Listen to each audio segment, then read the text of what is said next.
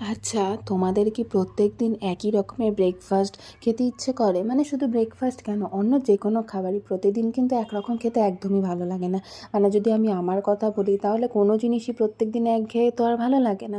তো আজকেও না ঠিক সকালবেলা এরকমই একটা পরিস্থিতি হয়েছিল। মানে সকালের যে ব্রেকফাস্টটা সেটা আমার একদমই ইচ্ছে করছিল না যে ওই প্রতিদিনকার মতন সেম রুটি তরকারি খাই, কিংবা অন্য কিছু ওটস বা কিছু খাই। এটা আমার একদমই ইচ্ছে করছিল না। তো ভাবলাম যে আমি অন্য কিছু একটা ট্রাই করা যাক।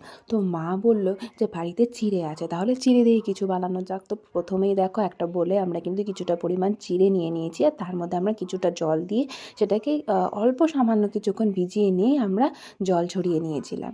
তারপরে দেখো এর মধ্যে আমরা দিয়ে দিয়েছি স্বাদ মতন চিনি, এখানে দিয়ে দিয়েছিলাম দুটো কলা, আর এখানে দেখো অনেকটা কিন্তু আমরা টক দই দিয়েছি। টক দইটা শরীরের পক্ষে ভীষণই ভালো, আর চিড়ে তো আমাদের পেটটা ঠান্ডা রাখে, তো সেটাও ভীষণ ভালো।